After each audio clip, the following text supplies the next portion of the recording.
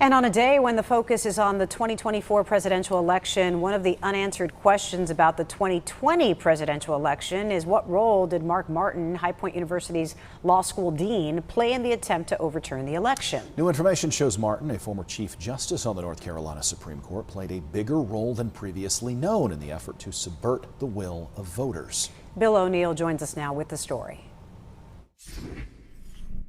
Mark Martin never answered any questions about his role to keep Donald Trump in power following the 2020 election.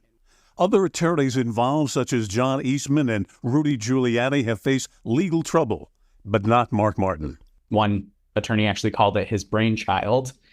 They decided to use something called the Supreme Court's original jurisdiction. The Intercept, a nonprofit media outlet, recently published a story titled "The Law School Dean Who Quietly Worked to Overturn the Election."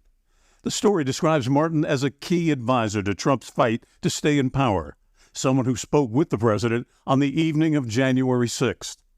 But Martin was behind the scenes. He never represented Trump in court, never signed any of the court filings challenging the outcome.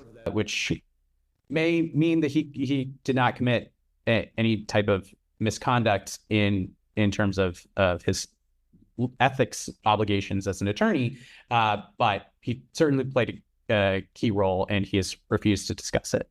Others have also called on Martin to be more transparent, including the executive director of Fix the Court, a nonpartisan watchdog group. Someone that tried to subvert the will of the people via election denial is something that I think North Carolina residents have every right to be concerned about.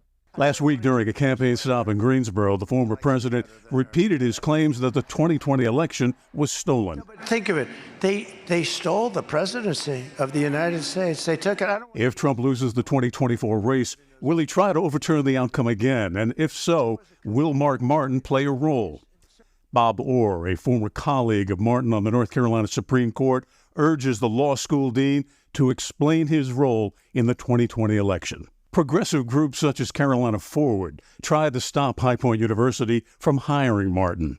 You realize you made a mistake. You had a theory. You realize that it has been debunked. Come out and apologize. High Point University issued a statement regarding Mark Martin. It says, quote, "He has assured the school that he never has nor ever will support a betrayal of the Constitution or an insurrection of any kind."